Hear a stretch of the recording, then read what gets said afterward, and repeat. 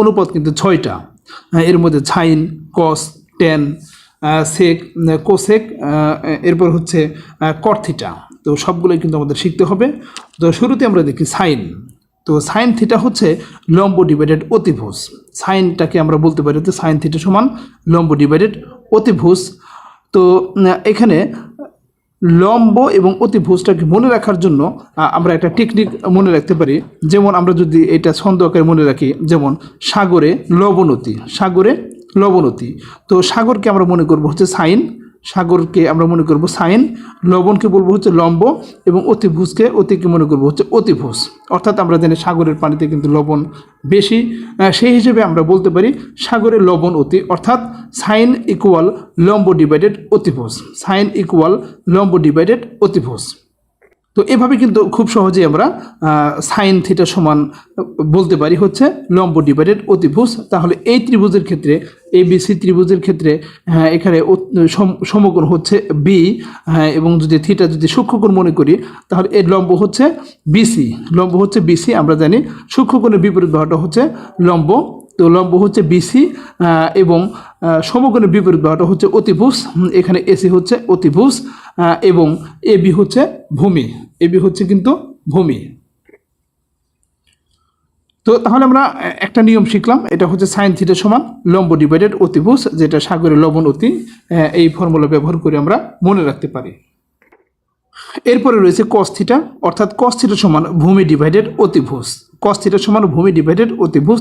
তো আমরা ভূমি জানি হচ্ছে এখানে এবি, এবং অতিভুজ হচ্ছে এসি। এটা মনে রাখার জন্য আমরা যেটা করতে পারি, কস থিটা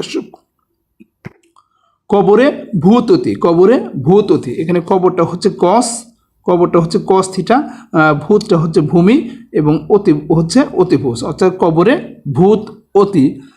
কবরে যেহেতু খারাপ আত্মাটাও থাকে, এই জন্য আমরা কবরের সাথে ভূত আমরা মনে করতে পারি, অর্থাৎ কবরে ভূত অতি হচ্ছে কস থিটা সমান ভূমি ডিভাইডেড অতিভুজ, কস থিটা সমান ভূমি ডিভাইডেড অতিভুজ। তাহলে ভূমিটা হচ্ছে এবি এবং অতিভুজ হচ্ছে এসি। এরপরে রয়েছে ট্যান থিটা। তো ট্যান থিটা হচ্ছে লম্ব ডিভাইডেড ভূমি, ট্যান থিটা সমান আমরা জানবো হচ্ছে লম্ব ডিভাইডেড ভূমি। তো লম্ব হচ্ছে বিসি, আমরা এই ত্রিভুজ থেকে যেটা দেখেছি, লম্ব হচ্ছে বিসি, লম্ব হচ্ছে বিসি, এবং ভূমি হচ্ছে এবি। অর্থাৎ ট্যান থিটা সমান হচ্ছে লম্ব ডিভাইডেড ভূমি, বিসি ডিভাইডেড এবি। এটা মনে রাখার জন্য আমরা যেটা করতে পারি যে টেরা লম্বাভূত, টেরা লম্বাভূত। তো টেরা হচ্ছে ট্যান, টেরা হচ্ছে ট্যান, এবং লম্ব হচ্ছে লম্ব, আর ভূতটা হচ্ছে ভূমি, টেরা লম্বাভূত। তো টেরা লম্বাভূত অর্থটা হচ্ছে ট্যান থিটা সমান লম্ব ডিভাইডেড ভূমি। যে কোনো ত্রিভুজের ক্ষেত্রে আমরা কিন্তু এটা প্রথমে অতিভুজ লম্ব ভূমি বের করার পরে ট্যান থিটা সমান লম্ব ডিভাইডেড ভূমি, এটা কিন্তু আমরা বের করতে পারি। তো শিক্ষার্থীবৃন্দ, আমরা কিন্তু তিনটা অলরেডি শিখে ফেলেছি। সাইন থিটা সমান লম্ব ডিভাইডেড অতিভুজ, কস থিটা সমান ভূমি ডিভাইডেড অতিভুজ, এবং ট্যান থিটা সমান লম্ব ডিভাইডেড ভূমি। তো শিক্ষার্থীবৃন্দ, সাইন থিটা সমান আমরা জানি হচ্ছে লম্ব ডিভাইডেড অতিভুজ, কস থিটা সমান ভূমি ডিভাইডেড অতিভুজ, এবং ট্যান থিটা সমান লম্ব ডিভাইডেড ভূমি যেহেতু আমরা জানি। তো বাকি যে তিনটা রয়েছে, অর্থাৎ কোসেক থিটা, সেক থিটা, এবং কট থিটা। তো বোঝার সুবিধার্থে বলতেছি যে সাইন থিটার বিপরীত হচ্ছে কোসেক থিটা, সাইন থিটার বিপরীত হচ্ছে কোসেক থিটা। তো সাইন থিটাকে আমরা যদি লম্ব ডিভাইডেড অতিভুজ মনে করি, তাহলে কোসেক থিটা হবে অতিভুজ ডিভাইডেড লম্ব, অর্থাৎ এই অতিভুজটা উপরে যাবে এবং লম্বটা নিচে আসবে, জাস্ট এক্সচেঞ্জ হবে। কোসেক থিটা সমান অতিভুজ ডিভাইডেড লম্ব, এবং কজের বিপরীত হচ্ছে সেক থিটা, কজের বিপরীত হচ্ছে সেক থিটা, অর্থাৎ কস থিটা সমান হচ্ছে ভূমি ডিভাইডেড অতিভুজ, তাহলে সেক থিটা হবে অতিভুজ ডিভাইডেড ভূমি, জাস্ট বিপরীত করে দিলে কিন্তু এটা হয়ে যাবে।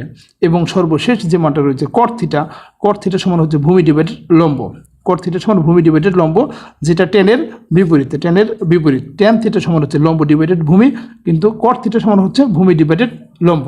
আশা করছি 6টা ত্রিকোণমিতিক অনুপাত কিন্তু আমরা বুঝতে পেরেছি।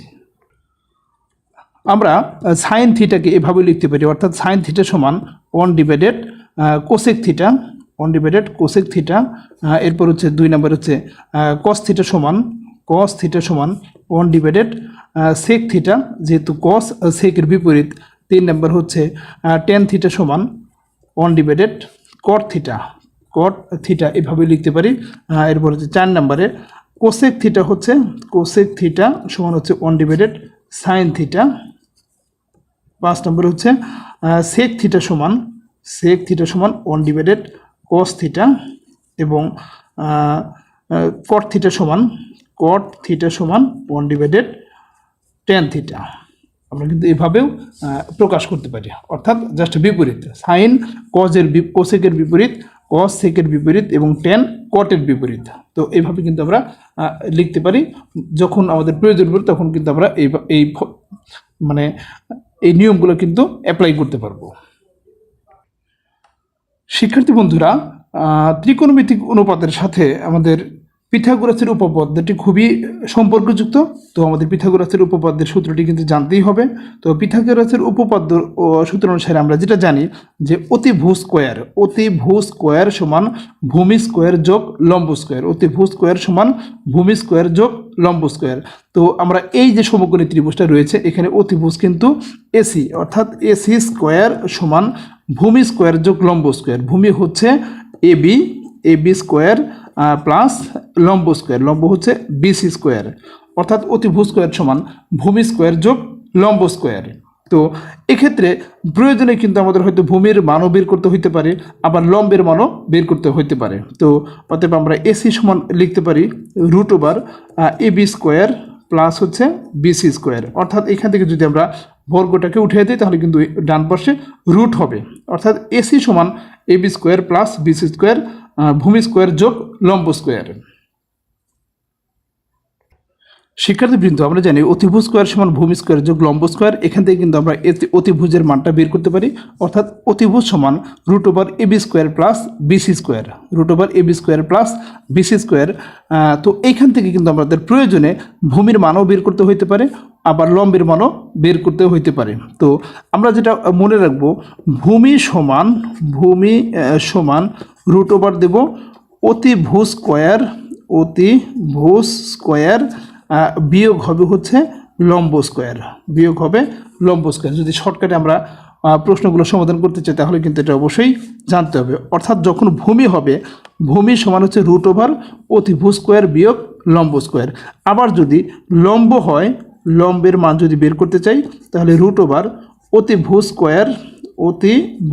স্কোয়ার বিয়োগ হচ্ছে ভূমি স্কোয়ার। এবং অতিভুজের ক্ষেত্রে কিন্তু আমরা আগেই শিখেছি অতিভুজ সমান হচ্ছে ভূমি স্কোয়ার যোগ লম্ব স্কোয়ার, অর্থাৎ অতিভুজ সমান, যদি শুধু অতিভুজ বলি, অতিভুজ সমান √ওভার ভূমি স্কোয়ার যোগ লম্ব স্কোয়ার। এটা কিন্তু খুবই প্রয়োজন পড়ে যখন এমসিকিউর যে প্রশ্নগুলো সলিউশন করতে হয়, সেক্ষেত্রে কিন্তু আমাদের প্রয়োজনে ভূমির মান বের করতে হয়, লম্বের মান বের করতে হয়, আবার অতিভুজের মানও বের করা লাগতে পারে। সেক্ষেত্রে এই টেক্সটের মাধ্যমে আমরা খুব সহজেই কিন্তু ওই লম্বের মানটা বের করতে পারি, ভূমির মানটা বের করতে, এবং অতিভুজের মানও বের করা সম্ভব হবে। শিক্ষার্থী বন্ধুরা, মূল বইয়ের একটি অঙ্ক রয়েছে 180 পৃষ্ঠায়, অর্থাৎ tan a সমান 4/3 হলে ত্রিকোণমিতিক অনুপাতগুলোর মান বের করতে হবে। তো এক্ষেত্রে আমাদের জানতে হবে, এখানে কিন্তু ত্রিভুজটা দেওয়া রয়েছে, এখানে ত্রিভুজটা যদি আমরা একে আঁকি তাহলে দেখতে পারবো tan সমান হচ্ছে লম্ব ডিভাইডেড ভূমি, তো এ যদি আমরা সূক্ষ্মকোণ মনে করি তাহলে লম্ব কিন্তু হবে হচ্ছে বিসি, অর্থাৎ এই 4টা হচ্ছে লম্ব এবং ভূমিটা হচ্ছে 3। তাহলে বন্ধুরা এখানে কিন্তু অতিভুজের মানটা দেওয়া নাই, তো অবশ্যই কিন্তু আমাদের অতিভুজের মানটা বের করতে হবে। এক্ষেত্রে আমরা পিথাগোরাসের যে সূত্রটা রয়েছে সেই সূত্রটা ব্যবহার করব, অর্থাৎ অতিভুজ সমান হচ্ছে ভূমি স্কোয়ার যোগ লম্ব স্কোয়ার। এখানে অতিভুজ হচ্ছে এসি সমান √ওভার ভূমি স্কোয়ার যোগ লম্ব স্কোয়ার। এখানে ভূমি হচ্ছে 4, লম্ব হচ্ছে 4 এবং ভূমি হচ্ছে 3, তো 4 স্কোয়ার প্লাস 3 স্কোয়ার, তো 4 স্কোয়ার প্লাস 3 স্কোয়ার হচ্ছে 4 × 16 প্লাস 9 সমান হচ্ছে কত হবে 25, এবং 25-এর বর্গমূল কিন্তু আমরা 5 লিখতে পারি, অর্থাৎ এখানে অতিভুজের মান কিন্তু 5 হয়ে গেছে। তো শিক্ষার্থী বন্ধুরা, যেহেতু আমরা অতিভুজের মানটা পেয়ে গেছি, তাহলে কিন্তু আমরা ত্রিকোণমিতির যে 6টা অনুপাত আছে সবগুলো অনুপাতের মানই কিন্তু এখন বের করা সম্ভব হবে। অর্থাৎ আমরা সাইন থিটা সমান হচ্ছে লম্ব ডিভাইডেড সাগরে লবণতী, লম্ব ডিভাইডেড অতিভুজ দিয়ে দিব। এরপর হচ্ছে কস থিটা সমান হচ্ছে কবরে ভূততি, অর্থাৎ 3/5 লিখে দিতে পারি। আমাদের মান বের করতে হচ্ছে সাইনে, তো এই যে সাইনের সমান হচ্ছে 4/5, কজের সমান হচ্ছে 3/5, এবং ট্যান তো দেওয়াই রয়েছে, কট হবে ট্যানের বিপরীত, এরপর হচ্ছে কোসেক হবে সাইনের বিপরীত এবং সেক হবে হচ্ছে কজের বিপরীত। তাহলে শিক্ষার্থীবৃন্দু এখানে কিন্তু খুব সহজেই আমরা যে কোনো একটা মান বের করে, অর্থাৎ দুইটা মান যদি দেওয়া থাকে লম্ব ভূমি অথবা অতিভুজ ভূমি, যে কোনো মান দেওয়া থাকলে কিন্তু আমরা ওই অঙ্কের 6টা ত্রিকোণমিতিক যে অনুপাত সবগুলোই কিন্তু আমরা বের করা সম্ভব হবে। আশা করছি তোমরা বুঝতে পারবে এবং এই টাইপের অঙ্কগুলো কিন্তু এমসিকিউতে বেশি আসে, যে হয়তো একটা মান দেওয়া থাকবে অন্যটা বের করতে হবে। আমি এই ভিডিওতে কিন্তু সকল সূত্র নিয়ে কিন্তু আলোচনা করেছি, তো এই সূত্রগুলো জানলেই কিন্তু হবে। তো প্রথম যে সূত্রটা রয়েছে, যেমন ট্যান থিটা সমান হচ্ছে sine theta divided cos theta. Just এতটুকু মনে রাখবো যে ট্যান থিটা সমান হচ্ছে sine theta divided cos theta. Tan theta সমান হচ্ছে sine theta divided cos theta. 2 নম্বরে যে সূত্রটা রয়েছে এটা হচ্ছে কট থিটা সমান cos theta divided sine theta. Cot হচ্ছে কস ভাগ সাইন, কট কিন্তু কজের সাথে একটু মিল আছে, অর্থাৎ কট থিটা সমান cos theta divided sine theta, এবং ট্যান থিটা সমান হচ্ছে sine theta divided cos theta. অর্থাৎ ট্যান কিন্তু কটের বিপরীত, কট কিন্তু ট্যানের বিপরীত। একটা জানলে কিন্তু আর একটা জানা যাবে। আবারও বলতেছি, ট্যান থিটা সমান sine theta divided cos theta এবং কট থিটা সমান cos theta divided sine theta. মনে যদি না থাকে টানা কয়েকবার লিখবে, এভাবে কিন্তু সূত্রগুলা একেবারে আত্মস্থ করতে হবে। 3 নম্বর যে সূত্রটা রয়েছে এখানে sine square theta plus cos square theta সমান হচ্ছে 1। খুবই গুরুত্বপূর্ণ সূত্রটা, অর্থাৎ sine square theta plus cos square theta সমান হচ্ছে 1। এই সূত্র থেকে কিন্তু আমরা আরও 2টা সূত্র বের করতে পারি। যেমন সাইন স্কোয়ার থিটাটাকে যদি রেখে দিই, তাহলে কস স্কোয়ার থিটাকে যদি আমরা পক্ষান্তর করি, অর্থাৎ ডান পাশে নিয়ে যাই, তাহলে কিন্তু মাইনাস হয়ে যায়। অর্থাৎ সাইন স্কোয়ার থিটা সমান 1 মাইনাস কস স্কোয়ার থিটা। সূত্র কিন্তু আরেকটা সূত্র বের হয়ে গেছে, অর্থাৎ সাইন স্কোয়ার থিটা সমান 1 মাইনাস কস স্কোয়ার থিটা। এবং কস স্কোয়ার থিটাকে যদি আমরা বাম পাশে রেখে দিই, তাহলে সাইন স্কোয়ার থিটা কিন্তু মাইনাস হয়ে যায়। অর্থাৎ এখান থেকে আমরা আরেকটা সূত্র বের করতে পারি, কস স্কোয়ার থিটা সমান 1 মাইনাস সাইন স্কোয়ার থিটা। অর্থাৎ এই যে 3 নম্বর এবং 4 নম্বর একই সূত্রগুলো কিন্তু একই রকম, শুধুমাত্র পক্ষান্তর করে আলাদা সূত্র বের করা হয়েছে। Sine square theta plus cos square theta সমান হচ্ছে 1, সাইন স্কোয়ার থিটা সমান 1 minus cos square theta, cos square theta সমান 1 মাইনাস সাইন স্কোয়ার থিটা। পরের 3টা সূত্রতে রয়েছে sec square theta minus tan square theta 1। Sec এবং tan, sec square theta minus tan square theta সমান হচ্ছে 1। Sec square theta minus tan square theta হচ্ছে 1। তো সেক স্কোয়ার থিটাকে যদি আমরা বাম পাশে রেখে দিই, তাহলে ট্যান স্কোয়ার থিটা যখন ডান পাশে যাবে, অর্থাৎ যখন পক্ষান্তর হবে তখন কিন্তু প্লাস হয়ে যাবে। তাহলে সেক স্কোয়ার থিটা সমান 1 প্লাস ট্যান স্কোয়ার থিটা কিন্তু আমরা লিখতে পারি। সেক স্কোয়ার থিটা সমান 1 প্লাস ট্যান স্কোয়ার থিটা। এবং আরেকটা সূত্র যেটা রয়েছে, অর্থাৎ ট্যান স্কোয়ার থিটা সমান ট্যান স্কোয়ার থিটা। আমরা যদি কৌশলে ট্যান স্কোয়ার থিটাকে বাম পাশে নিয়ে যাই, ডান পাশে নিয়ে যাই, তাহলে কিন্তু এটা প্লাস হয়ে যাবে। অর্থাৎ ট্যান স্কোয়ার থিটা প্লাস হয়ে যাবে, এখানে থাকবে হচ্ছে সেক স্কোয়ার থিটা এবং 1টাকে যদি আমরা বাম পাশে নিয়ে আসি, তাহলে কিন্তু এটা মাইনাস হয়ে যাবে, অর্থাৎ সেক স্কোয়ার থিটা মাইনাস 1। তাহলে আমরা কি বলতে পারি, ট্যান স্কোয়ার থিটা সমান sec square theta minus 1, tan square theta সমান সেক স্কোয়ার থিটা মাইনাস 1। এই সূত্রটা কিন্তু জাস্ট এটি লেখা হয়েছে, অর্থাৎ ট্যান স্কোয়ার থিটা সমান সেক স্কোয়ার থিটা মাইনাস 1। তাহলে এইখানে কিন্তু আমরা আরও 3টা সূত্র পেয়ে গেছি। কোন সূত্র থেকে? Sec square theta minus tan square theta থেকে সমান হচ্ছে 1। এখান থেকে কিন্তু আরও 2টা সূত্র আমরা পেয়ে গেছি, অর্থাৎ sec square theta minus tan square theta সমান 1। এরপর সেক স্কোয়ার থিটাকে যদি রেখে দিই, তাহলে 1 প্লাস ট্যান স্কোয়ার থিটা ওই পাশে যখন যাবে, অপক্ষান্তর যখন হয়েছে তখন কিন্তু প্লাস হয়েছে, এবং ট্যান স্কোয়ার থিটা সমান সেক স্কোয়ার থিটা মাইনাস 1। এই সূত্রগুলো কিন্তু মানে মনে থাকবে এরকম কিন্তু আমি বলতেছি না, মনে থাকবে না এটাই স্বাভাবিক। তো বারবার যখন তুমি লিখবে, বারবার যখন প্র্যাকটিস করবে, তখন এটা কিন্তু সূত্রটা তোমার নিয়ন্ত্রণে চলে আসবে। তো এই জন্য যেটা করতে হবে, প্রয়োজনে প্রতিদিন সূত্রগুলো হচ্ছে একবার করে লিখতে হবে। টানা 7 দিন লিখে দেখো, এই সূত্র জীবনে তুমি ভুলবে না।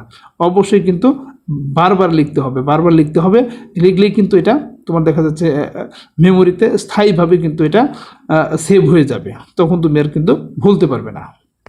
তো 9 নম্বরে যে অঙ্ক সূত্রটি রয়েছে cosec square theta minus cot square theta হচ্ছে 1, cosec square theta minus cot square theta হচ্ছে 1। এটা হচ্ছে মূল সূত্র, এটা হচ্ছে মূল সূত্র। এখান থেকে কিন্তু আরও দুইটা সূত্র আমরা পাবো, অর্থাৎ কোসেক স্কোয়ার থিটাকে যদি রেখে দেই তাহলে কট স্কোয়ার থিটা কিন্তু ওইখানে গিয়ে প্লাস হয়ে যাবে, অর্থাৎ পক্ষান্তর হলে কিন্তু প্লাস হয়ে যাবে। তাহলে আমরা 10 নম্বর যে সূত্রটা পেয়ে গেছি, কোসেক স্কোয়ার থিটা সমান 1 plus cot square theta, 1 plus cot square theta. এবং এই যে আগের মতনই পূর্বের মতনই কট স্কোয়ার থিটাকে যদি আমরা ডান পাশে নিয়ে যাই, তাহলে আমি সমান চিহ্ন দিয়ে রাখলাম। কট স্কোয়ার থিটাকে যখন ডান পাশে নিয়ে যাবে তখন এটা কিন্তু প্লাস হয়ে যাবে, অর্থাৎ পক্ষান্তর করা হয়েছে প্লাস হয়ে যাবে। তাহলে এখানে কোসেক স্কোয়ার থাকলো, কোসেক স্কোয়ার থিটা, আর এই যে 1টা রয়েছে এটাকে যদি বাম পাশে নিয়ে আসি তাহলে কিন্তু এটা মাইনাস হয়ে যাবে। অর্থাৎ আমরা পাচ্ছি কট স্কোয়ার থিটা সমান cosec square theta minus 1, cot square theta সমান কোসেক স্কোয়ার থিটা মাইনাস 1। ধারাবাহিকভাবে যতগুলো সূত্র আজকে দেখানো হয়েছে সবগুলো সূত্র যদি কেউ পারে তাহলে কিন্তু তার কাছে বীজগণিত একেবারে সহজ মনে হবে এবং সে অঙ্ক করলেই কিন্তু যে কোনো ধরনের অঙ্ক কিন্তু সে করতে পারবে।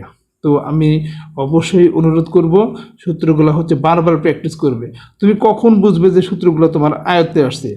যখন তুমি একেবারে উইদাউট প্রিপারেশন, হয়তো দেখা যাচ্ছে তুমি 2-3-4 দিন ত্রিকোণমিতি করেইনি, তারপর তুমি হয়তো খাতা কলম নিয়ে বসবে, তুমি যদি একটানা সবগুলো সূত্র লিখতে পারো তখন তুমি বুঝতে পারবে হ্যাঁ সূত্রটা তোমার আয়ত্তে আসছে। তো তুমি অবশ্যই সূত্রগুলো ভালোভাবে প্র্যাকটিস করবে, কারণ আমরা যেটা বিশ্বাস করি practice makes a man perfect. তো যদি ছাত্র তুমি যত দুর্বলে থাকো না কেন বারবার প্র্যাকটিস করলে কিন্তু এটা একেবারে তোমার কাছে সহজ মনে হবে। তো